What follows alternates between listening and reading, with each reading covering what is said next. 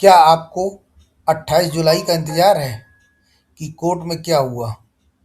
लेकिन उससे पहले यह जानना बेहद ज़रूरी है कि 28 अप्रैल को आरसीआई का जो एफिडेविट जमा हुआ था सुप्रीम कोर्ट में, उसी के आधार पर 5 मई, 12 मई और 26 मई को जो सुनवाई हुई, उनके लिए अलग-अलग राज्यों को क्या आदेश दिए गए। आज इस वीडियो में हम पूरी कोर्ट कार्रवाई को तारीखवार और राज्यवार समझेंगे, ताकि अगली सुनवाई का पूरा संदर्भ हमारे सामने स्पष्ट हो जाए। नमस्कार साथियों, मैं जितेंद्र दीक्षित, आपका स्वागत है स्पेशल एजुकेटर सारथी परिवार में। तो आइए प्रारंभ करते हैं कि आरसीआई का एफिडेविट आने के बाद कोर्ट ने इन तारीखों में 5 मई, 12 मई और 26 मई को क्या-क्या आदेश किन-किन राज्यों को दिए और उस आधार पर राज्यों को क्या करना था।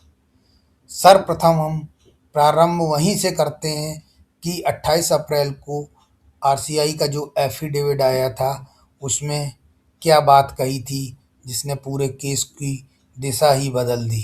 क्योंकि उससे पहले सुप्रीम कोर्ट के आदेश में एक ही बात सामने आ रही थी कि टेट अनिवार्य है और स्पेशल एजुकेटर को भी टेट देना ही होगा, और उसी आधार पर उत्तर प्रदेश में 443 लोगों का समायोजन भी हो गया था। परंतु आरसीआई एफिडेविट आने के बाद कोर्ट ने टेट को मैंडेटरी और डिजायरेबल मान लिया।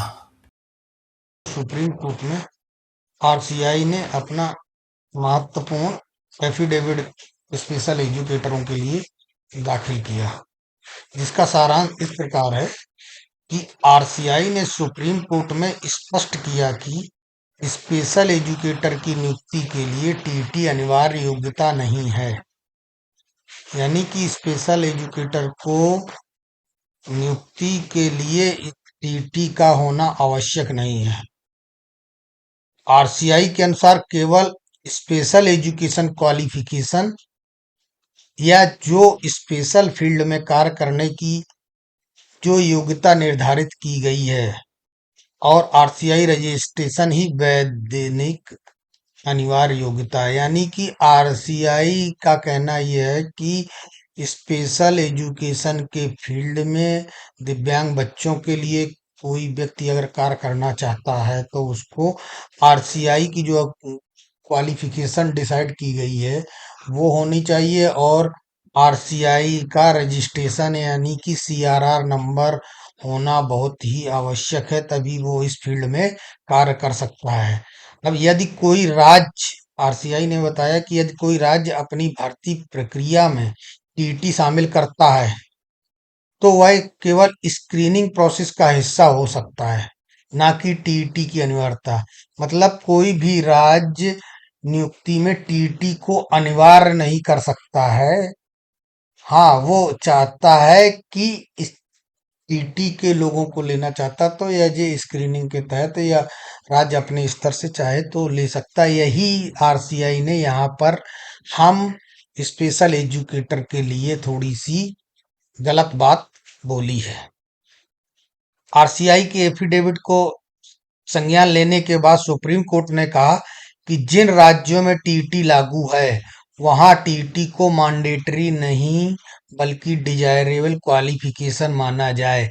यानी कि जिन राज्यों में भर्ती प्रक्रिया चल रही है, समायोजन की प्रक्रिया चल रही है और वहां पर वो टीटी को लेकर भर्ती कर रहे हैं, तो वहां भी टीटी को मैंडेटरी नहीं माना जाएगा, माने कि वो आवश्यक नहीं माना जाएगा और उसको डिजायरेबल ही माना जाएगा। इसी के तहत भर्ती करनी होगी।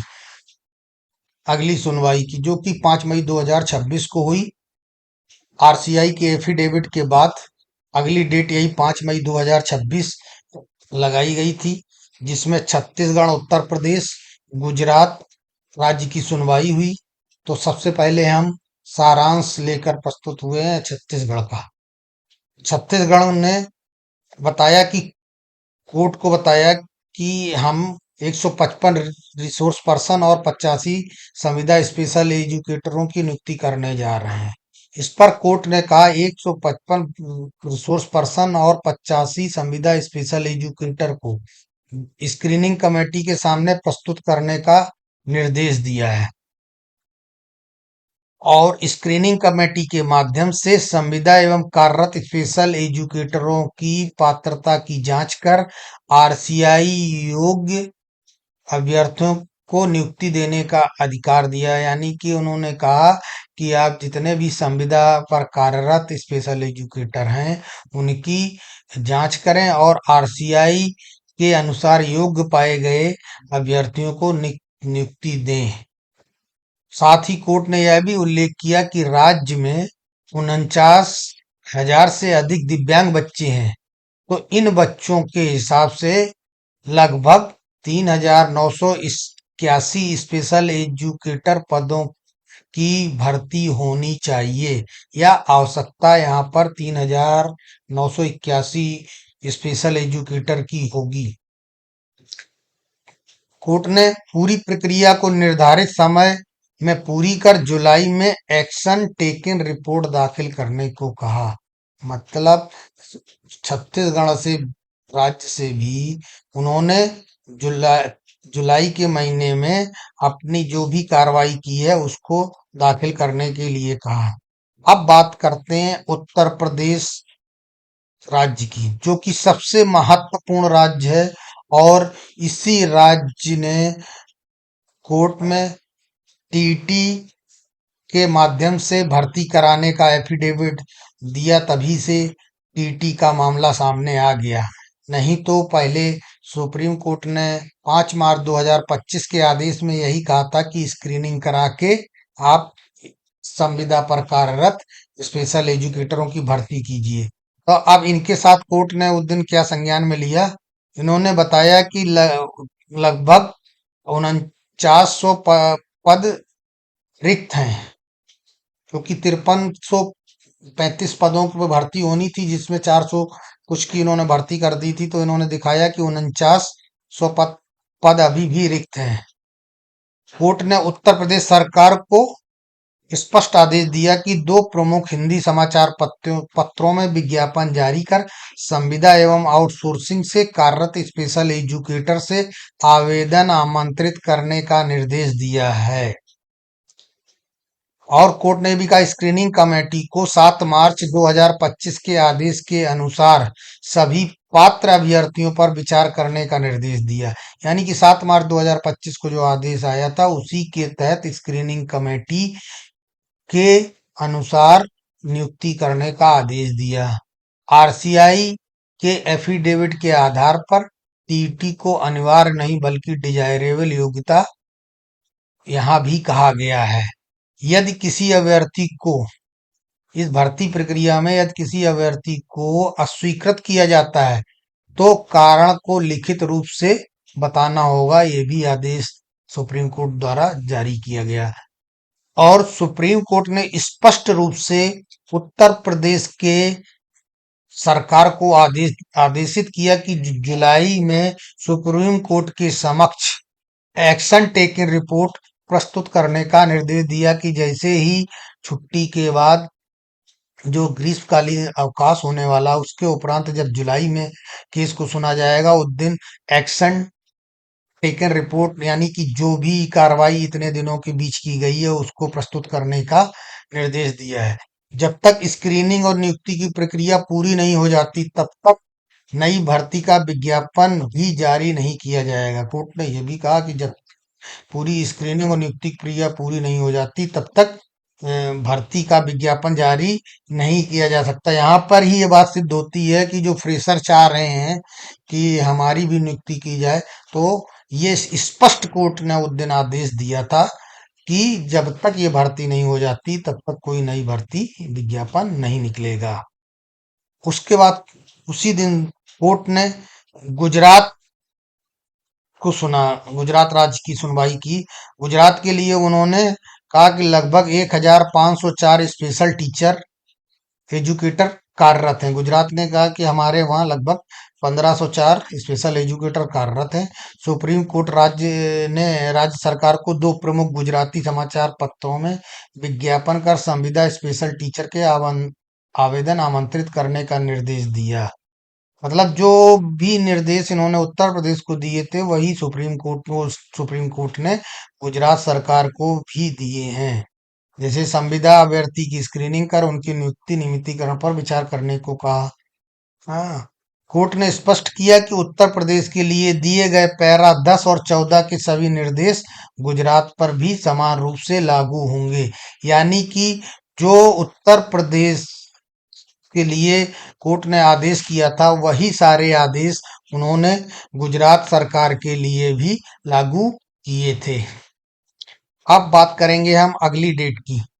5 मई 2026 की सुनवाई के उपरांत कोर्ट ने अगली तारीख 12 मई 2026 को लगाई थी, जिसमें उसने दिल्ली, उड़ीसा, पंजाब, हरियाणा और चंडीगढ़ को सुनने के लिए कहा था। तो अब 12 मई की जो सुनवाई हुई उसके बारे में अब हम लोग चर्चा करते हैं। तो सर्वप्रथम दिल्ली राज्य को सुना गया और सुनने के बाद कोर्ट ने सीधा आदेश दिया कि सरकार जो भी है अपना जवाब अगली डेट में पूरा दाखिल करेगी, क्योंकि उन्होंने पूरी कोई स्पष्ट अपनी जानकारी नहीं प्रस्तुत की थी। तो कोर्ट ने सीधा कहा कि आप अगली डेट में अपना सारा डॉक्यूमेंट्स लेके प्रस्तुत करें। उसके बाद उन्होंने उड़ीसा को सुना। उड़ीसा के लिए क्या कहा, उड़ीसा राज्य ने बताया कि 572 आरसीआई योग ब्लॉक रिसोर्स पर्सन और उनके वहां कार्य कर रहे हैं, लेकिन केवल 106 अभ्यर्थियों को ही डॉक्यूमेंटेशन वेरिफिकेशन के लिए बुलाया गया है। शेष 466 अभ्यर्थियों को केवल टीटी न होने के कारण स्क्रीनिंग के से बाहर रखा गया था। मतलब उड़ीसा सरकार ने बताया कि टोटल वहां पर 572 आरसीआई योग रिसोर्स पर्सन काम कर रहे हैं, जिसमें से केवल उन्होंने टीटी वाले 106 अभ्यर्थियों को ही बुलाया था और 466 को उन्होंने बाहर रखा था स्क्रीनिंग कमेटी से।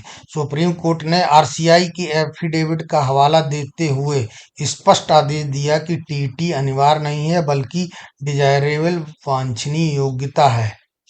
तो कोर्ट ने निर्देश दिए कि शेष 466 अभ्यर्थियों को भी स्क्रीनिंग कमेटी के सामने बुलाकर उनके दस्तावेजों का सत्यापन किया जाए।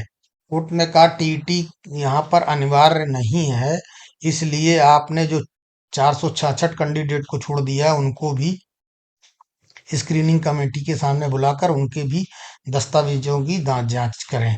यदि वे आरसीआई योग्य पाए जाते हैं तो 7 मार्च 2025 के आदेश के अनुसार उनकी नियुक्ति प्रक्रिया आगे बढ़ाई जाए।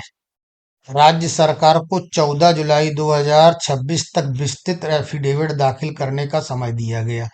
तब सुप्रीम कोर्ट ने 14 जुलाई तक उनको पूरा कार्रवाई का एफिडेविट दाखिल करने के लिए कहते हुए आदेशित किया। राज्य द्वारा प्रस्तावित 1520 नए पदों का सृजन पर भी कोर्ट ने कहा कि यदि पद स्वीकृत हो जाते हैं तो नई भर्ती का विज्ञापन जारी करने में कोई बाधा नहीं होगी। मतलब पहले इन लोगों को ले लेंगे, उसके बाद अगर नए पद सृजित होते हैं तो उनको भी आप आगे भर सकते हो। ये उन्होंने गुजरात सरकार को, उड़ीसा सरकार को आदेशित किया था। सॉरी, उड़ीसा को लिए था। उसके बाद सुनवाई में पंजाब राज्य को सुना गया, जिसमें 375 संविदा स्पेशल टीचर की स्क्रीनिंग पूरी हो चुकी है, ऐसा राज्य द्वारा बताया गया, और योग्य अभ्यर्थियों के नियमितीकरण का प्रक्रिया शुरू करने के निर्देश दिया गया है। मतलब वहां के पंजाब राज्य के वकील ने बताया कि 375 संविदा स्पेशल टीचर की स्क्रीनिंग पूरी हो चुकी है और उनका नियमितीकरण की प्रक्रिया चल रही है। जिन अभ्यर्थियों का सीआरआर नहीं रिन्यूअल नहीं हुआ था उन्हें पहले आरसीआई से सीआरआर रिन्यू कराने और फिर स्क्रीनिंग कमेटी के समक्ष उपस्थित होने की अनुमति दी गई। यहाँ पर पंजाब में बताया कि कुछ लोग ऐसे भी हैं जिन्होंने सीआरआर रिन्यूअल नहीं कराया, जिस कारण से उनको स्क्रीनिंग से बाहर रखा गया। तो कोर्ट ने कहा कि उनको मौका दिया जाए कि वो सीआरआर अपना रिन्यू करा लें, उसके बाद उनको स्क्रीनिंग कराई जाए। सुप्रीम कोर्ट ने पुनः स्पष्ट किया कि आरसीआई के एफिडेविट के अनुसार टीटी, यहाँ पर भी सुप्रीम कोर्ट ने, अब सुप्रीम कोर्ट हर एक राज्य का सुन रहा है और वही एक बात दोहरा रहा है कि टीटी अनिवार्य नहीं, वांछनीय है। सीआरआर रिन्यूअल के बाद यदि अभ्यर्थी पात्र पाए जाते हैं तो स्क्रीनिंग कमेटी उनके नियमितीकरण की भी सिफारिश करेगी। मतलब जो सीआरआर का स्क्रीन रिन्यूअल करा लेंगे, उनको भी नियमितीकरण के लिए रखा जाएगा। पंजाब स्टेट टीईटी और पंजाब स्टेट टीईटी स्पेशल को लेकर उत्पन्न भ्रम को स्पष्ट करने के लिए राज्य सरकार से स्टेटस रिपोर्ट मांगी गई। मतलब पंजाब राज्य में दो स्थितियां चल रही थी कि जो कुछ लोग टीटी पास थे, दूसरे नए जो थे उनको स्पेशल टेट कराने चाह रही थी। तो उसी पर इनकी भी स्पष्ट रिपोर्ट मांगी गई। अवमानना याचिका के अभ्यर्थियों को भी स्क्रीनिंग कमेटी के समक्ष दस्तावेज प्रस्तुत करने और पात्र होने पर नियमितीकरण का अवसर देने का निर्देश दिया। वहां पर कुछ लोगों ने अपनी याचिका अलग से दायर की थी पंजाब में, जो कि स्टेट के लिए थी। तो सुप्रीम कोर्ट ने कहा कि इनके भी स्क्रीनिंग कमेटी के सामने दस्तावेजों की जांच तो होनी ही चाहिए, और अगर पात्र पाए जाते हैं तो नियमितीकरण की प्रक्रिया इनकी भी की जाएगी। कोर्ट ने स्पष्ट किया कि इस श्रेणी के अभ्यर्थियों के लिए टीटी को अनिवार्य योग्यता के रूप में नहीं लिया जाएगा। मतलब अवमानना वाले जो लोगों ने केस दायर किया था उनको भी टीटी को ही माना नहीं जाएगा। उसके बाद उन्होंने हरियाणा राज्य के लिए भी सुनवाई की। तो हरियाणा के लिए सुप्रीम कोर्ट ने 7 मार्च 2025 के आदेश के अनुसार स्क्रीनिंग कमेटी गठित करने का निर्देश दिया, क्योंकि वहां पर स्क्रीनिंग कमेटी का अभी तक गठन नहीं हुआ था। इस कारण से उन्होंने स्क्रीनिंग कमेटी को गठित करने का आदेश दिया। राज्य में 360 संविदा स्पेशल टीचर कार्यरत हैं तथा 1093 पद स्वीकृत हैं। सभी संविदा स्पेशल टीचर को अपना दस्तावेज सहित स्क्रीनिंग कमेटी के समक्ष उपस्थित होने का निर्देश दिया। जो बताया कि राज्य में 360 संविदा पर कार्यरत हैं और एक, तो इन सभी को स्क्रीनिंग कमेटी के समस्त उपस्थित होने का निर्देश दिया। यहाँ पर भी उन्हें आरसीआई कहा। आरसीआई व अन्य आवश्यक योग्यताएं पूरी करने वाले अभ्यर्थियों का नियमितीकरण करने और 7 मार्च 2025 के आदेश के अनुसार लाभ देने का निर्णय दिया गया। फिर सुप्रीम कोर्ट ने स्पष्ट किया कि नियमितीकरण के लिए टीटी अनिवार्य नहीं माना जाएगा। साथ ही कोर्ट ने अगली सुनवाई 19 मई 2026 को दिल्ली, चंडीगढ़, हिमाचल प्रदेश, उत्तराखंड के मामलों के लिए निर्धारित निर्धारित की है। 20 मई 2026 को कोर्ट ने जो सुनवाई लगाई थी वो किसी कारण से नहीं हो पाई, जिससे अगली डेट 26 मई 2026 को सुनवाई हुई। इसमें दिल्ली, चंडीगढ़, हिमाचल प्रदेश, उत्तराखंड को सुना गया, क्योंकि गवर्नमेंट ने, सुप्रीम कोर्ट ने पिछली डेट में दिल्ली को अपने दस्तावेज प्रस्तुत करने के लिए कहा था, इसलिए सबसे पहले सुनवाई 26 मई को दिल्ली की गई। तो दिल्ली की सुनवाई में क्या कोर्ट ने कहा, आइए उसके बारे में समझते हैं। दिल्ली सरकार को 27 जुलाई 2026 तक अपना जवाबी एफिडेविट दाखिल करने का समय दिया गया और 455 संविदा स्पेशल टीचर की ओर से किए गए 2020 की नियुक्ति के दावे पर सुप्रीम कोर्ट ने संदेह व्यक्त किया। 2020 में दिल्ली सरकार में कुछ संविदा वाले लोगों की स्पेशल एजुकेटर्स की नियुक्ति की गई थी, जिसपे भी चर्चा हुई है। कोर्ट ने संविदा शिक्षकों को अपने सभी नियुक्ति पत्र हलफनामे के साथ प्रस्तुत करने का निर्देश दिया है। जो 455 संविदा कर्मी 2020 में नियुक्त हुए थे। उन सभी को अपने नियुक्ति पत्र और हलफनामे प्रस्तुत करने के लिए कहा गया। यह भी बताने को कहा गया कि क्या उन्होंने 2022 और 23 की भर्ती प्रक्रिया में भाग लिया था तथा वे पीजीटी, टीजीटी, पीआरटी या अन्य किस श्रेणी के अभ्यर्थी हैं। क्योंकि यहाँ पे मामला दूसरे टाइप से चल रहा था। यहाँ की सरकार ने स्पेशल एजुकेटर की भर्ती के लिए कई बार विज्ञप्ति निकाली और यहाँ पर विज्ञापन निकाले गए। उसी के वजह से यहाँ का मामला थोड़ा सा बदला हुआ था। संविदा शिक्षकों को 2 सप्ताह के भीतर एफिडेविट दाखिल करने का आदेश दिया गया। इसके साथ दिल्ली सरकार को 4 सप्ताह के भीतर जवाबी एफिडेविट दाखिल करने का निर्देश भी दिया गया। सभी दस्तावेज एमिकस क्यूरी को भी उपलब्ध कराने का आदेश दिया गया। सुप्रीम कोर्ट ने एमिकस क्यूरी को भी सारे दस्तावेज उपलब्ध कराने के लिए कहा। उसके बाद चंडीगढ़ की सुनवाई हुई। सुप्रीम कोर्ट ने चंडीगढ़ के लिए आवेदकों को कैट के समक्ष अपना दावा प्रस्तुत करने की अनुमति दी।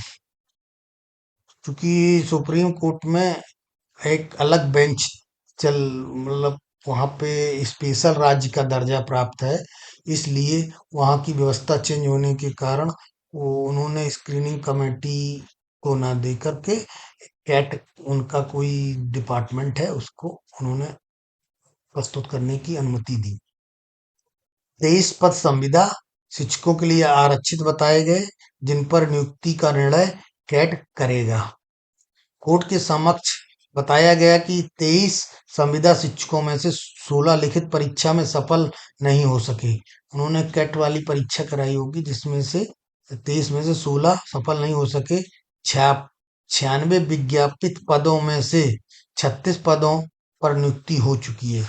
उन्होंने वहां पर 96 पदों की विज्ञप्ति निकाली होगी, विज्ञापन, जिसमें से 36 की नियुक्ति हो चुकी है। 23 पद अभी भी संविदा शिक्षकों के लिए आरक्षित हैं। 21 आरसीआई योग्य अभ्यर्थी लिखित परीक्षा में शामिल हुए लेकिन वे परीक्षा सफल नहीं हो पाए। सुप्रीम कोर्ट ने यूटी प्रशासन को चंडीगढ़ प्रशासन को 4 सप्ताह के भीतर यूनियन टेरिटरी है, यूटी का मतलब यहाँ पे हो गया यूनियन टेरिटरी, को 4 सप्ताह के भीतर नियुक्ति की प्रगति पर अपडेट स्टेटस रिपोर्ट दाखिल करने के लिए कहा। क्योंकि यह केंद्र शासित प्रदेश है चंडीगढ़, इसलिए यूनियन टेरिटरी के तहत इसको माना जाता है। उसके बाद हिमाचल प्रदेश की सुनवाई हुई।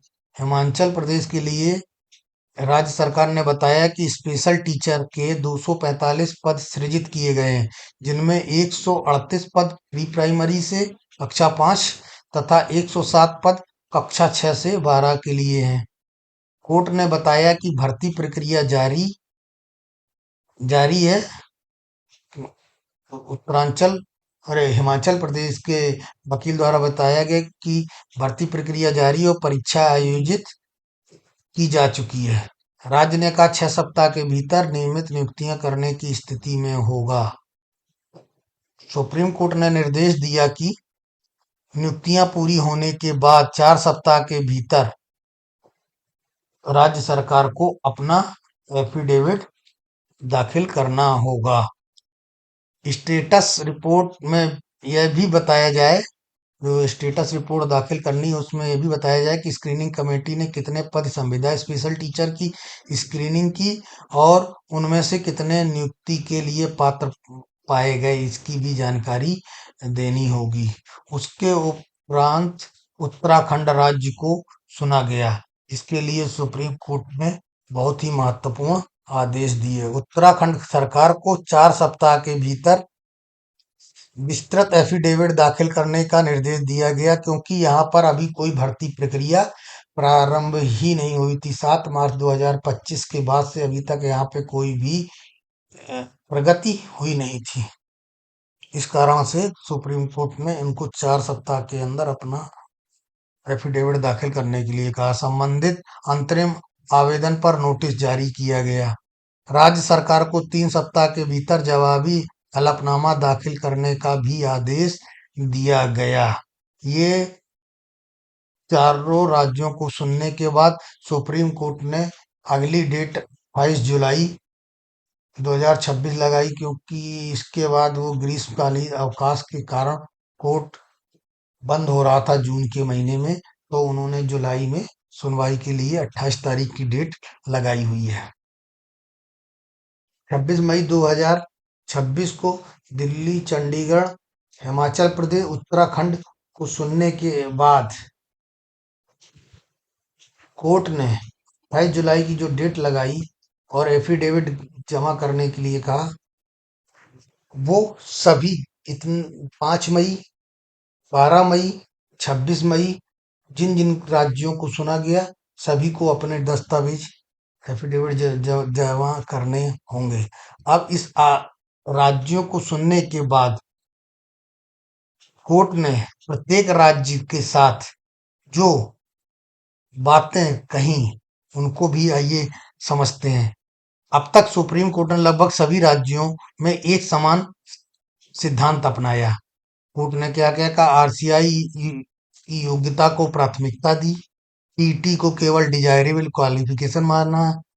सभी राज्यों की सुनवाई में उन्होंने ये लाइनें सभी के लिए जोड़ी हैं। स्क्रीनिंग कमेटी के माध्यम से नियुक्ति और नियमितीकरण के लिए कहा, राज्यों से एफिडेविट और एक्शन टेकन रिपोर्ट भी जमा करने के लिए कहा गया है। साथियों, वैसे तो कोर्ट ने 28 जुलाई 2026 को तेलंगाना, असम, राजस्थान, छत्तीसगढ़ और बिहार राज्यों की सुनवाई निर्धारित की थी, परंतु प्रत्येक 5 मई, 12 मई और 26 मई की सुनवाई में स्पष्ट आदेश दिया था कि जुलाई की सुनवाई वाले दिन सभी आदेशित राज्यों को अपने द्वारा की गई कार्रवाई का एफिडेविट प्रस्तुत करना होगा।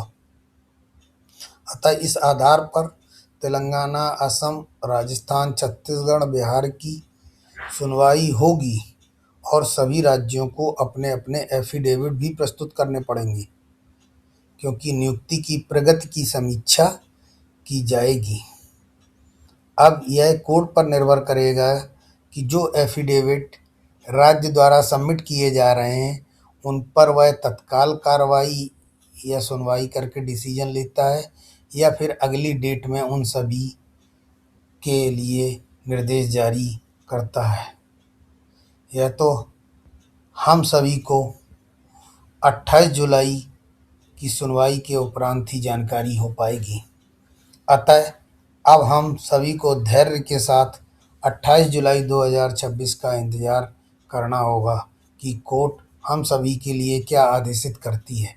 फिर भी उसी के उपरांत राज्यों की यथास्थिति का आकलन हम लोग लगा सकते हैं कि राज्य किस आधार पर हम लोगों की समावेशित करने की प्रक्रिया कर रहा है। तो साथियों, बने रहिए स्पेशल एजुकेटर सारथी चैनल पर। अभी तक आपने अगर चैनल को सब्सक्राइब और लाइक नहीं किया है तो ज़रूर करें। हमारा उद्देश्य यूट्यूब चैनल को बढ़ाना नहीं है, हमारा उद्देश्य सभी स्पेशल एजुकेटरों को हर संभव सही और तथ्यपूर्ण जानकारी प्रदान करना है। धन्यवाद। जय हिंद।